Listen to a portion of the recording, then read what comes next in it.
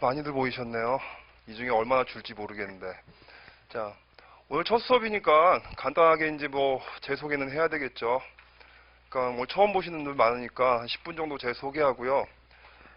오늘 수업은요, 일단 이제 뭐 기출 문제인데 어떤 문제를 갖다가 좀 이렇게 중심으로 좀 수업을 할까 하다가 일단 이제 그 제일 쉬우면서 자주 나오는 그런 문제를 갖다 골랐어요. 그래서 권력 구조와 정치 제도를 갖다 이제 잡았는데 특히나 요즘 들어갖고 우리 뭐 개헌 문제 관련돼 가지고서 시사성이 상당히 있는 문제 그래갖고 많이 나오죠. 그래서 이건 이제 그 간단하게 뒤에 전반적인 설명해드리고 기출 문제 몇 개인지 여러분들하고 살펴보는 걸로 해서 오늘 수업 마치도록 하겠습니다. 자, 일단 뭐 제 소개 드리면요. 저는 뭐 이름 다 알고 오셨겠죠? 이름은 이제 김성현이고 얼굴에 자신이 없어가지고 사진은 공개를 안 했어요. 그래가지고 아마 지금도 계속 해갖고 무슨 실루엣만 이렇게 있는데 당분간은 이제 그렇게 실루엣으로 갈 겁니다. 외모 컴플렉스가 상당히 심해요.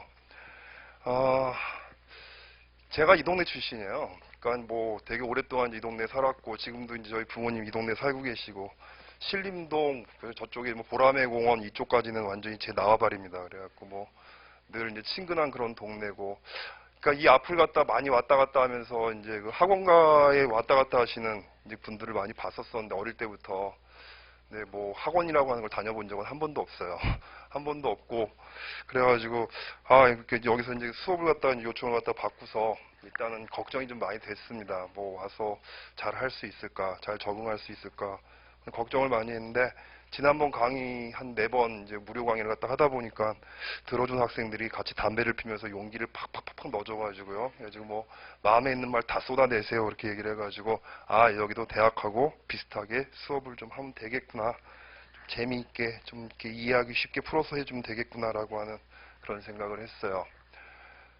전 이제 이 동네에서 이제 계속 자랐고요. 그리고 이제 뭐 그 학교는 그 고등학교 갈 때까지는 공부를 좀 많이 안 했어요. 많이 안 하고 뭐 이제 인생을 갖다 고삐 풀린 망아지처럼 살다가 이제 대학교를 갖다 1년 꾸른 다음에 이제 그 재수를 해갖고 대학을 들어갔습니다. 한양대학교 정외과를 갖다 이제 88년도에 이제 입학을 했고요.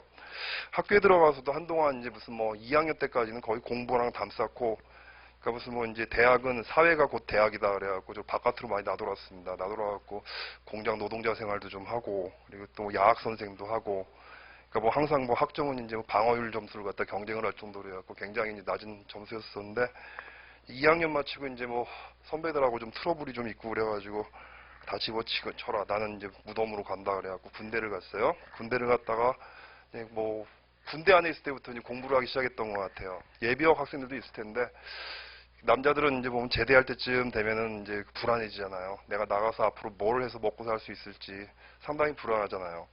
그래가지고 이제 그때부터 이제 군대 안에서부터 일단 할 수 있는 무슨 공부를 하자 그래갖고 어학 공부를 갖다 좀 해가지고 그 군대 안에 있을 때 그 영어 자격증하고 영어 이제 토플 토익 이제 유학 갈 만큼 패스를 하고 그리고 이제 일본어 노력구 식경 이제 자격증을 갖다 따고 그때까지만 해도 프랑스어 공부를 하나도 안 했었습니다. 근데 제대하고 나니까는 갑자기 운동권 선배들이 불과 몇 년 전까지만 하더라도 계속 마르크스주의를 갖다 외치던 사람이 갑자기 술자리에 가보니까 뭐 계급을 해체하고 무슨 이제 뭐 민족을 해체하고 구조를 해체하고 그야말로 포스트 모더니즘이라고 하는 것이 이제 막 대학가를 휩쓸어가지고 그거 정체를 알고 싶어가지고 이제 프랑스어를 갖다 독학을 했어요. 독학을 갖다 하다 보니까 재미도 상당히 있고 공부하는 도중에 이제 피에르 브루디에라고 하는 사회학자에 푹 빠졌는데 우리나라에서 당시까지만 하더라도 브루디에 책이 번역된 것도 없고 저기 서울대학교 불문과의 문모 선생님이 번역하신 혼동을 일으키는 사회학이라고 한 책이 거의 유일한 책이었는데 혼동을 일으키는 번역입니다. 혼동을 일으키는 사회학이 아니라 읽어도 도저히 이해도 안 되고 그래갖고 이제 너무너무 궁금증은 커지고 그래갖고 원래 미국 유학이 결정됐는데 4학년 2학기 때 미국 유학을 갖다 거부하고 이제 프랑스로 갔어요. 가가지고 이제 뭐 1년 안에 입학을 못하면 미국으로 가자 이렇게 했었었는데 운이 좀 좋아가지고 그러니까 그 석사 초급 박사를 갖다 되게 빨리 마쳤어요. 유학 가고 가서 한 6개월 있다가 이제 대학원 진학을 해서 1년 만에 석사를 갖다 받고 그 다음에 이제 그러니까 프랑스는 이제 바로 박사를 안 올라가고 대의학라고 하는 과정이 있습니다. 제 뭐 이력에다가는 무슨 연구 심화 과정이라고 썼는데 그게 이제 박사하고 석사하고 한 중간쯤에 있는 그런 단계인데 지금은 없어졌어요. 그래서 제가 이제 공부할 때 있었었는데 거기 들어가서 거의 이제 1년 동안 공부를 하고 박사과정에 들어가서 이제 그 파리 정치연구소라고 프랑스에서는 이제 그 굉장히 엘리트 학교죠. 근데 거기를 갖다 다니면서 내가 이 학교를 왜 왔나 굉장히 이제 뼈저리게 후회를 갖다 많이 했습니다. 많이 하고 뭐 그러다가 이제 그때까지는 계속 정치학을 공부를 했죠. 석사는 이제 뭐 이제 그 정치학 석사를 받았는데 그때는 이제 그 국제 안보 문제, 특히 이제 냉전 끝난 다음에 탈냉전 시대에 이제 그 나토의 재조직과 이제 유럽 안보라고 하는 주제를 갖다 가지고 이제 논문을 썼었고, 그 다음은 이제 뭐 그 정치 사회학하고 국제 정치에 적용될 수 있는 이론 공부를 좀 해야 되겠다 그래갖고 이제 그 대의학 과정에서는 그 저걸 했어요. 그러니까 이제 지난번 수업 들었던 학생들은 좀 알 텐데, 그러니까 트랜스내셔널 네트워크 분석이라고 하는 거 갖다 가지고 이제 그 구성주의하고 이제 연결 지어 가지고 이론적으로 뭐가 문제가 있는가를 갖다가 이제 공부를 했습니다. 이론서를 쓰고, 박사 과정에서는 이제 그 국제 관계에 들어가 가지고 국제 관계에서도 국제 정치 경제 쪽을 했어요. 그래가지고 제가 다룬 거는 로비하고 경제 외교를 달았습니다. 그래가지고 그 박사학위 논문 주제가 한국 고속철도 계약을 둘러싼 경제 외교 거대 국제 계약의 사회학, 제목을 이제 그런 식으로 해가지고 우리나라 KTX를 둘러싸고서 이제 저기 뭐야 프랑스, 일본, 독일이 어떤 식으로 해갖고 경제 외교로 접근을 하고 로비망은 또 어떻게 구축이 되었나 이거 갖다 가지고 이제 분석을 갖다 하면서 국제 협상, 무역 쪽으로 해갖고 공부를 갖다 하면서 특히 협상과 무역이라든데 이제 그 관여하고 있는 엘리트 분석 이런 것들을 좀 사회학적으로 좀 진행을 했었어요. 하는 도중에 이제 선생님하고 좀 이렇게 좀 트러블이 생겨가지고 한바탕 대판 싸우고 공부 때려치고 한국으로 귀국하자. 밤중에 가갖고 무슨 뭐 이제 그 박사과정을 갖다 야간 대학원에서 받고 낮에는 무슨 뭐 이제 그 돈을 갖다 벌자. 아직 내 나이가 창창한데 취직을 빨리 해야 되겠다. 그래가지고 학교 등록도 안 하고 말이야. 그러고 나서 이제 1년 동안 이렇게 있었었는데 불법 체류자로 1년을 살았죠. 그러니까 프랑스에서 무슨 뭐 네. 그러고 있다가 나중에 이제 그 귀국하려고 할 때 나를 프랑스로 이제 이끌었던 피에르 브루디에라고 하는 학자가 이제 제 논문을 읽어줬어요. 읽어주고 나서 이제 그 편지를 갖다 보냈는데 그 편지를 제가 크리스마스 날에 받았습니다. 너무너무 이제 고마운 편지였죠. 그러고 거기서 꾸물럭거리지 말고 전공을 갖다가 사회학으로 바꿔서 논문 하나도 수정하지 말고 거기에다가 더 사회학적인 마인드를 추가해서 하자 그래가지고 선생님께서 받아주셔갖고 꿈을 이뤘습니다. 그래서 근데 이제 문제는 선생님이 그 당시에 이제 암에 걸려서 이제 투병을 하고 계셨었고 연세가 70이 되셔가지고 이제 박사 논문을 지도를 갖다 이제 못하는 그런 분이라서 그러니까 그분의 이제 그 추천으로 그분의 이제 직계 제자한테 이제 그 논문 지도를 받고 부르드의 수업은 이제 그 세미나를 이렇게 통해서 계속 들었습니다. 그래가지고 논문 지도하신 분은 이브 드잘레이라고 하는 학자인데 이분은 한국에는 사람들이 잘 몰라요. 법사회학을 갖다 하시는 분인데 부르드의 사회학을 갖다 가지고 글로벌한 차원에서 법의 전문성을 갖다 이제 가지고 있는 사람들이 글로벌한 차원에서 어떤 규범들을 갖다 형성을 하느냐. 그렇게 만들어진 규범들은 어떻게 이제 개발도상국이라든가 이런 나라에 수출되는가 이런 것들 전문성의 순환 갖다 가지고 연구를 하시는 분인데 그쪽으로 공부를 하고 제 논문도 이제 그쪽에 관련된 부분을 좀 추가를 해가지고 그리고 돌아와서 계속 뭐 신자유주의의 국제적 순환 그리고 무슨 뭐 이제 미국의 로스쿨 모델의 국제적 순환 뭐 그리고 뭐 이제 그 유럽에서 철도 통합과 신자유주의 그러니까 뭐 신자유주의라고 하는 것 갖다 지금 이제 중심에 놓고서 이제 국제적인 이제 지식의 순환과 이제 그 구성 이거 갖다 가지고 지금까지 공부를 하고 해 왔습니다. 아마 앞으로도 계속 이제 그 주제는 안 바꾸고 계속해서 그쪽으로 공부를 하게 될 것 같아요. 가끔가다 보면은 이제 뭐 신자유주의에 관심 있는 분들은 책을 많이 읽어주세요. 전혀 다른 시각으로 해갖고 신자유주의를 갖다 이제 분석을 갖다 하는 그런 글들을 많이 쓰고 있으니까요. 제 소개는 그냥 이 정도로 하고요. 이제 오늘 이제 수업 바로 들어가도록 하겠습니다.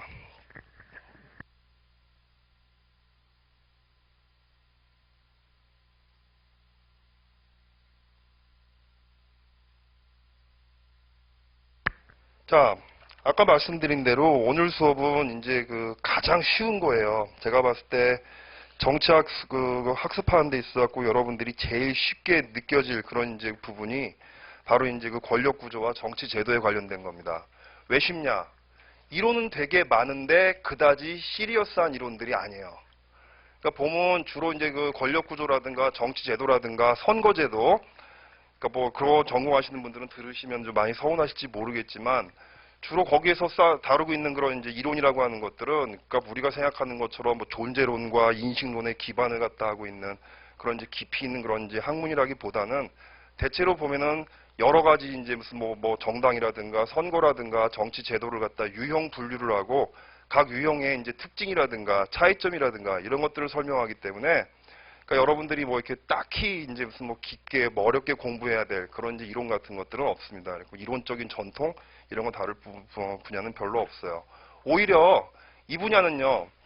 법학 쪽을 전공하시는 분들, 그러니까 특히 이제 헌법학을 전공하시는 분들 같은 경우는 굉장히 보면 각 제도의 이제 그 원리라든가 이런 것들을 갖다가 좀 다른 시각에서 이제 깊게 고찰을 갖다 하시는 이런 이제 것들이 있기 때문에 우리 정치학에서는 사실상 가장 오래된 그런 주제고 그리고 또 이제 가장 이제 전통적인 그런 주제고 하지만 이론적인 깊이는 그다지 많지 않다라고 하는 거. 특히 왜냐면은 여러분들 이제 정치학이라고 하는 학문이 발달하는 과정에 있어가지고 초창기에는 법학적인 그런 마인드, 철학적인 마인드로부터 독립을 못했었어요. 여러분들이 그래서 정치학 개론책을 갖다 다 펼치시면 앞에 보면 정치학의 역사 그래가지고 무슨 고대 그리스 시대 때 아리스토텔레스가 뭐 제왕의 학문으로 정의했다. 근데 아리스토텔레스는 정치학을 얘기한 게 아니라 정치에 대해서 얘기한 겁니다. 그러니까 정치학이라고 하는 거, political science라고 하는 그런 이제 사이언스의 의미를 갖다 가지고 있는 학문으로서 정치학은 19세기나 돼야지 이제 등장을 갖다 하게 되는데 그때까지만 하더라도 정치학이라고 하는 학문을 갖다가 자연과학을 모방한 경험과학적인 엄밀성을 가지고 있는 학문으로 만들어야 되겠다라고 하는 목표를 갖다 가지고 학문을 만들었는데 실질적으로는 보면 이제 그 법학이라든가 역사학이라든가 철학의 그늘로부터 오랫동안 벗어나지 못했어요. 그래서 여러분들 정치학, 사회학 같은 이런 그 사회과학은요, 그 학문의 발달 역사에 있어갖고 법학과의 투쟁, 그리고 또 역사학과의 투쟁, 이런 것들이 깊이 깔려 있습니다. 그래서 지금도 보면은 그 전통들이 남아있어서 법대 교수님들, 그리고 또 저기 그 사학과 교수님들하고는 같이 뭐 이제 그 공동작업 같은 것들을 좀 해봄직도 합니다만은 뭐 갈등 같은 것들이 있죠. 자, 그래갖고 원래 이제 보면은 정치학에서도 법학에 이제 영향을 갖다 많이 받을 때는 주로 이제 비교 헌법학 같은 것들을 많이 해가지고 각 나라의 헌법이 이제 어떻게 구성되어 있냐, 어떤 원리로 구성되어 있느냐, 그리고 그 헌법이 이제 그 헌법에 따른 정치 제도는 어떤 특징들을 갖다 가지고 있느냐, 이런 것들을 갖다 이제 다루는 학문이 이제 그 정치학이었어요. 그런 의미에서 이 그 권력 구조와 정치 제도에 관련된 이 논의들은 정치학의 역사에서 제일 오래된 그런 주제라고 할 수가 있습니다. 그런데 아까 얘기했듯이 무슨 뭐 이제 그 어떤 경험적인 연구 방식이라든가 이런 것들은 크게 이제 발달을 갖다 한 면이 없기 때문에 그렇게 어렵지 않다. 뭐 이제 뭐 복잡한 얘기들이 좀 많이 있고 그러는데 분류 체계도 많이 복잡하고 그러는데 여러분들이 기본적인 내용 몇 개만 이제 이제 그 숙지를 갖다 하시면 충분히 그것들을 갖다 이렇게 저렇게 조합을 해가지고 여러 가지 이제 그 질문에 충분히 답을 갖다 할 수 있는 그런 이제 그 부분입니다. 제가 일부러 그래갖고 제일 쉬운 것부터 좀 하려고 그래갖고 여러분들이 이제 그 권력 구조에 대한 그 내용부터 잡았어요. 10페이지 봐주세요. 앞에는 이제 쭉 보면 이제 기출 문제에 대해서 한 3문제 정도로 갖다 제가 예시를 갖다 해놓고 거기에 대한 이제 설명들을 갖다 쭉 했는데요. 설명들을 갖다 적으면서 좀 허탈하더라고요. 어차피 뒤에 이제 보면은 정부 형태와 민주주의 원리에 대한 내용들을 갖다 간략하게 정리를 갖다 해서 적었는데 이거를 갖다 앞에 답안지를 갖다 작성을 하면서 다시 활용을 해갖고 붙이고 막 하려고 하다 보니까는 내가 이걸 왜 하고 있나라고 하는 생각이 들 정도로 해갖고 그런 생각이 들 정도로 여러분들이 뒤에 나오는 거 몇 개만 좀 아시면 앞에 문제 같은 거 푸는 데는 큰 문제가 없을 겁니다. 자, 일단 여러분들이 이제 우리가 그 권력 구조 이렇게 얘기할 때 항상 보면은 권력 구조, 다른 말로 이제 정부 형태라고 이제 얘기를 갖다 하는데요. 그 대부분의 이제 그 저술들을 보면은 정부 형태란 무엇인가에 대한 정의 같은 것들이 없는 경우들이 되게 많아요. 자, 정부 형태는 제가 적어놨죠. 국가 권력, 즉 통치권이 제도적으로 조직화된 형태를 의미한다. 통치권을 기능에 따라서 입법권, 집행권, 사법권으로 구분한다면 이 권한들을 어떤 기관에 부여하고 그 기관 간 상호 간의 관계를 어떻게 설정하느냐에 따라서 정부 형태가 결정된다. 이렇게 써놨습니다만은 어려운 얘기 아니죠. 통치권이 제도적으로 조직되는 형태를 말한다. 그리고 통치권이라고 하는 것에는 우리가 얘기하는 입법, 행정, 사법이라고 하는 3권이 있는데 그 3권의 관계가 어떤 형식을 갖다 가지고 형성되어 있느냐. 그게 바로 뭐냐면 정부 형태에 대한 연구예요. 자, 그리고 뭐 보면은 항상 이제 정부에 대한 얘기를 갖다 이제 많이 하는데 여기서 말하는 정부라고 하는 것은 딱히 행정부만 의미하는 건 아닙니다. 행정부만 의미하는 것은 아니고 자, 이제 입법부, 행정부, 사법부를 갖다 이제 다 포괄을 갖다 하는데 우리가 권력 구조 또는 정부 형태라고 하는 그런 이제 그 논의를 갖다 할 때는요. 대부분 행정부하고 입법부의 관계를 중심에 놓고서 둘 사이의 권력이 어떻게 배분되는지 또 보면은 어떤 식으로 해가지고서 뭐냐면 이제 권한들이 이제 그 분점이 되는지 그리고 또 어떻게 둘의 관계가 작동하는지 이런 것들을 갖다 이제 분석하는 것을 우리가 정부 형태와 그다음에 이제 그 권력 구조의 분석이라고 이야기를 갖다 합니다. 자, 그래 정부 지금 제가 말씀드렸죠. 아까 앞에서 말씀드렸을 때 주로 보면은 이제 이 과목에서는요. 그러니까 그 정부 형태 관련된 그런 이제 그 과목에서는 그러니까 온갖 지금 유형의 이제 타이폴로지들이 되게 많아요. 그러니까 유형 분류를 갖다 하고 각각의 특색을 설명하는 이런 게 많은데 뭐 심지어는 말이에요. 여러분들한테 그 유형 분류를 갖다 아주 세밀하게까지 하려고 그러면 38개 분류표까지 할 수도 있습니다.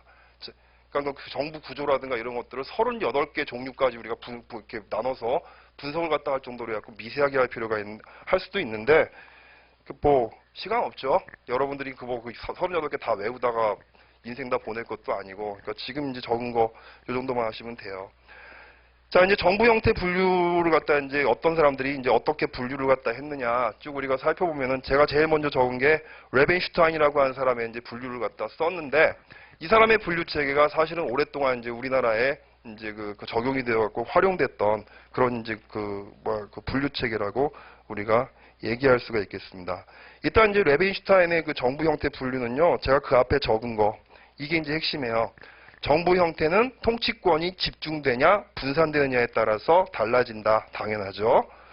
자, 전제주의냐 아니면 입헌주의냐에 따라서 정부 형태가 다르다. 당연하죠. 전제주의는 앞에서 얘기한 대로 통치권이 집중된 그런 이제 통치체제를 말할 것이고 입헌주의라고 하는 것은 당연히 통치권이 분산된 그런 이제 체제를 갖다 말하겠죠.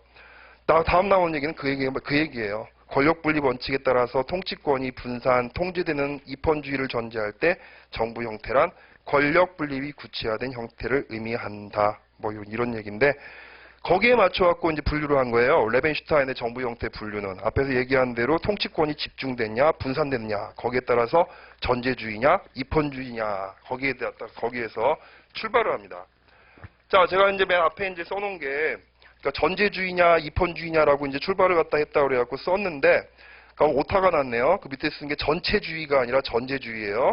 전제주의, 단일한 권력 소지자가 특징이다. 자, 여기서 중요한 게 이 전제주의는 자, 그러니까 단일한 사람이 권력을 갖다 집중하고 있는 이 시스템은요. 크게 보면 두 개로 또 이제 그 레벤슈타인이 이제 구분을 했어요. 뭐라고 구분을 했냐면 전체주의와 자, 권위주의로 구분했습니다. 자, 지난번에 제 수업 들었던 학생들은 이거 어디서 본 것 같다 싶을 거예요. 그러니까 여러분들 80년대 들어갔고 네오콘이 등장을 갖다 하게 되면서 미국 내에서 보면은 이제 독재의 이중 기준이라고 하는 논문들이 논의들이 나오기 시작하고 그 배경에서 전체주의와 권위주의를 갖다 이제 구분하는 그런 이제 그 틀이 생겼다라고 하는 얘기를 했었었는데 그 영향이 이제 각계각층에 이제 그래갖고 많이 퍼져 나가요. 그러니까 모르는 학생들 이제 간단하게 이제 얘기를 들으면 요 배경이 있어요. 이게 그냥 이렇게 막 나누는 게 아니라 여러분들은 이제 간단하게 얘기할게요. 이 수업이 지금 이제 그 역사 얘기할 것도 아니고 그러니까 1970년대가 되면 이제 미국이 인권외교를 갖다 해가지고 과거에 이제 그 미국의 지원을 갖다 받았던 독재 정권들을 갖다 막 압력을 행사합니다. 우리나라 박정희 대통령도 마찬가지였죠. 박정부도 마찬가지였고. 그러니까 이제 그 이유는 바로 뭐였었냐면은 무슨 지미 카터는 이제 무슨 인권을 갖다 지키지 않는 나라들한테는 더 이상 무슨 이제 그 미국의 국익을 갖다 목적으로 하고 지원을 보내지 않겠다. 멋있는 소리를 갖다 했단 말이죠. 근데 사실은 베트남 전쟁 이후에 미국이 재정 적자하고 무역 적자가 상당히 심각했어요.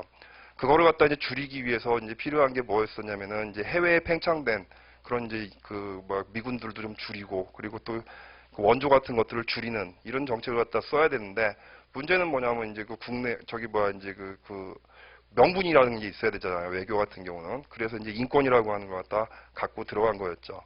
그래가지고 이제 개발도상국들한테 인권 안 지킨다고 자꾸 닥달을 갖다 하고 괴롭히고 말이야. 막 이제 그러다 보니까 점점 이제 그 과거에 미국 영향권의 하에 있었던 독재 정권들이 점점 이제 그 이탈하려고 하는 그런 경향들을 보이기 시작합니다. 그래가지고 반미 감정들이 막 일어나게 되고, 그리고 또 이제 미국의 지원이 끊긴 상태에서 국내의 정치 세력들이 막 민주화 운동 같은 것들을 하니까 그거를 갖다가 강경한 폭력으로 해갖고 이제 징계를 하는 이런 일들이 벌어진단 말이에요. 우리나라 10월 유신 같은 그런 상황들이 다 그런 맥락에서 전 세계 여러 나라에서 개발도상국에서 일어나게 됩니다.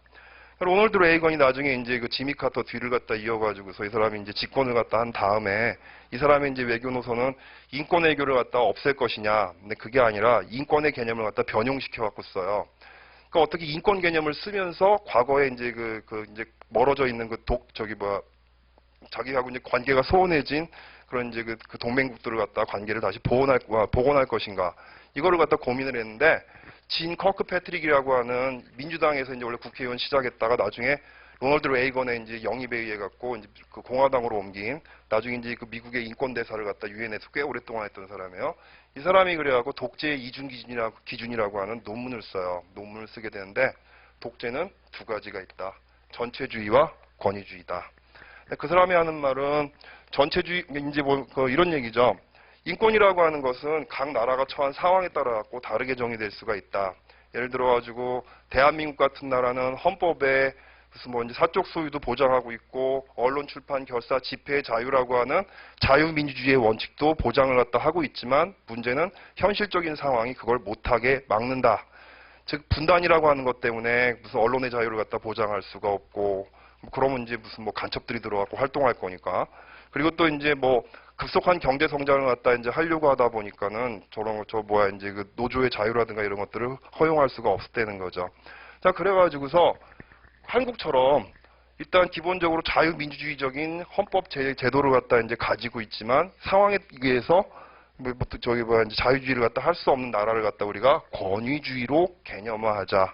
근데 그게 아니라 헌법이라든가 제도 자체가 사적 소유라든가 자유민주주의의 기본적인 권리를 다 인정하지 않고 일당 독재를 갖다가 보장을 하고, 현실적으로 보면은 어떤 이데올로기라든가 아니면 무슨 대중선전이라든가 우상화라든가 이런 쪽으로 가는 그런 나라들을 갖다 우리가 전체주의로 부르자. 그래갖고 독재는 두 가지 종류가 있다라고 구분을 합니다. 그래서 이제 진 커크 패트릭이 내린 이제 그 결론은 바로 뭐냐면, 전체주의는 그야말로 악이기 때문에, 악의 축이기 때문에 얘들은 이제 붕괴시켜야 돼요. 여기에 해당되는 나라는 파시즘, 나치즘, 공산주의, 이런 이제 그 나라들이 여기에 해당되는 거고요. 하지만 권위주의 체제 같은 경우는 민주화가 될 가능성이 있기 때문에 일단 얘들의 민주화를 갖다 가로막고 있는 그런 요소들을 갖다 제거를 갖다 해주는 역할을 미국이 합시다. 그래갖고 뭐를 갖다 하냐면은 공산주의와의 투쟁, 그리고 또 뭐냐면 이제 이 나라들에 대한 경제적 지원, 이런 것들을 통해 갖고 개발도상국의 독재 국가들을 갖다가 다시 끌어안으려고 하는 아주 교묘한 그런 이제 담론을 갖다가 만들었죠. 그래가지고 이런 식의 구분이 80년대 이후에 많이 이제 보면 이제 그 주류 학자들한테 쓰여요. 쓰여가지고 지금 이제 레벤슈타인 같은 경우도 보면 이제 그 전제주의를 갖다가, 그러니까 독재죠. 두 가지로 해갖고 구분을 갖다가 이렇게 이제 합니다. 자, 지금 제가 쓴 내용이 이제 그런 얘기예요. 그러니까 그 권위주의 정부는 단일 권력자가 정치 권력을 독점하고 있다. 정치 과정에 피치자의 참여를 인정하지 않는 정부다라고 얘기했는데, 여기에다가 이제 그 하나를 갖다 더 붙인다 그러면 이거는 이제 레벤슈타인의 정의는 아닙니다만 아까 얘기한 대로 그럼에도 불구하고 정치적인 제도라든가 헌법이 지향하는 바는 기본적으로 자유민주주의를 갖다 지향한다라고 하는 거 하나 정도 여러분이 더 이제 붙이시면 되겠어요. 레벤슈타인이 한 얘기는 아닙니다. 그거는. 자, 그리고 전체주의 정부는 권위주의 성격에 더하여 사회 통제를 위한 이데올로기, 통제 도구로서 경찰, 유일정당 등이 이제 더 첨가가 된 것들이 이제 전체주의다. 이제 이런 식으로 해갖고 설명을 했습니다. 자, 우리한테 중요한 건 어차피 여러분들 출제할 때 전체주의의 원리에 대해서 쓰시오. 절대 안 나오겠죠? 그런 얘기는 절대 안 나와요. 절대 안 나오고, 우리한테 중요한 건 그 다음이죠. 입헌 민주주의에 이제 관련된 겁니다. 자, 입헌주의가 이제 실시되는 나라에서 정치 과정을 갖다가 일반 대중들한테 개방을 해갖고 민주적인 참여와 대화와 권리의 주창 같은 것들을 갖다가 인정을 갖다 하는 그런 경우에는 우리가 입헌 민주주의 체제라고 부를 수가 있죠. 자, 입헌 민주주의 체제는 대체로 보면은 의회하고 자, 정부하고 자, 이제 시민들. 자, 이 사람들의 이제 그 관계에 따라 가지고 이제 크게 이제 한 그 6가지로 해갖고 이제 그 체제의 변형이 나타나죠. 자, 일단 이 시민 또는 이제 인민이 자, 절대적인 권력을 갖다 가지고 이 의회라든가 정부보다 우위에 선 그런 모델 같은 경우는 우리가 이제 직접 민주주의 체제가 등장을 갖다 이제 한다고 얘기합니다. 거기에 비해 갖고 이제 의회가 굉장히 압도적이라서 정부와 이제 그 시민의 이익을 갖다 대표한다라고 하는 의회가 사실상 굉장히 이제 강하고 그다음에 이제 커가지고 말이에요. 정부하고 시민을 갖다 이제 압도하는 그런 경우에는 이제 우리가 회의제 정부라고 이제 이야기를 갖다 합니다. 자, 다음에는 이제 의회주의라고 이제 레벤슈타인이 얘기하는데 의회주의. 자, 한국에서는 이걸 다른 말로 이제 부른다고 제가 이렇게 써놨어요. 의회주의라고 하는 것은 일단 의원 내각제라고 불린다고 했어요. 자, 지우개 어딨냐.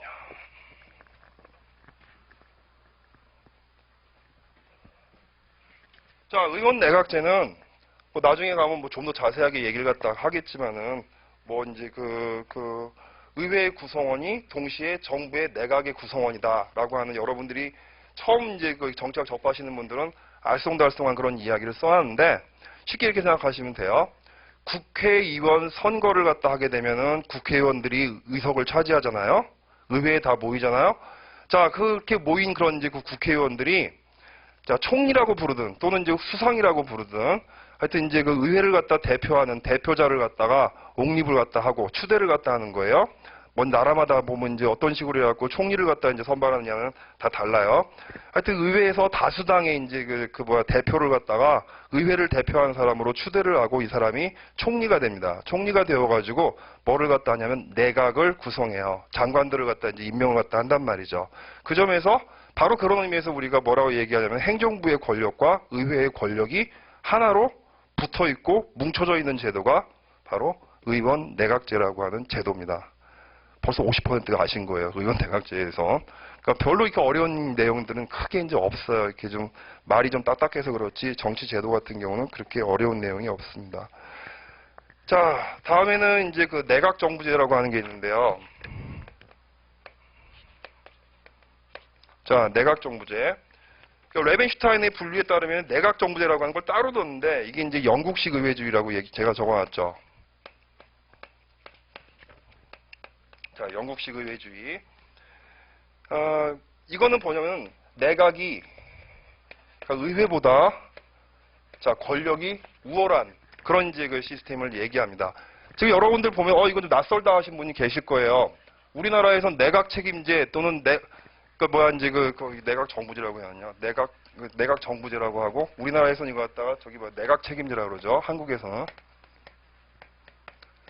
그러니까 여러분들 우리나라에선 두 개를 갖다 같은 걸로 놓고 쓴단 말이에요. 내각 책임제, 의원 내각제를 갖다 같이 놓고 쓰는데 엄밀하게 말하면은 의원 내각제 중에서도 특히 내각이 의회보다 강한 경우를 갖다가 우리가 이제 딱히 따로 이제 구분해 갖고 내각 책임제라고 이제 부르는 겁니다. 근데 여기엔 비판이 좀 있어요. 뭐 비판까지 여러분이 아실 필요는 없습니다만 한 가지 말씀을 드리면 이 사람의 분류 체계는 그러니까 의회주의를 갖다 이렇게 의원 내각제하고 내각 책임제를 갖다 이렇게 의회에 관련된 거 의회 중심의 체제를 갖다 의회주의 내각 책임제를 갖고 나눠서 이제 그 세분을 갖다 해서 구분을 했는데 나중에 대통령제에도 그럼 똑같은 원칙을 갖다 해가지고 다양한 그 모델을 갖다 이제 우리가 구분해 볼 수가 있을 텐데요. 그런 시도를 갖다 하지 않았어요. 그래가지고 왜 딱히 내각제만 이렇게 했느냐라고 하는 그런 비판도 학계 일각에서 있는 걸로 제가 알고 있습니다. 자, 요거 좀 애매하죠? 영국식 의회주의는 내각이 이제 의회보다 이제 강하다라고 이제 여러분한테 이제 말씀을 갖다 이제 드렸었는데 일단 이제 내각이 이제 구성이 되면요. 의회를 갖다 이제 통제하기 위한 여러 가지 의사일정에 대한 그 제도라든가 이런 것들이 상당히 많이 이제 존재를 갖다 해요. 그리고 또 의원 내각제 이제 그 중요한 특징 중에 하나라고 하는 것이 뭐냐면은 영국 같은 경우는 특히 여러분들 양당제잖아요. 양당제. 자, 예를 들어가지고 이게 이제 그 정당 체계가 양당제냐 다당제냐에 따라 가지고 의회주의 그 내각체인제 그 모습들이 다르게 나타나는 경우들이 굉장히 많습니다. 그러니까 여러분들 보면은 주로 유럽 대륙 쪽 같은 경우는 다당제를 갖다 채택하고 있는 나라들이 되게 많잖아요. 그런 경우에는 예를 들어 갖고 어떤 이제 그 의회에서 다수당이 내각을 갖다 구성한다고 하더라도 어때요? 정당들이 막 분열되어 있죠. 분열되어 있으니까 안정적으로 과반수 이상을 득표하는 경우들이 많지 않아요. 그렇죠? 그럼 어떻게 되겠어요?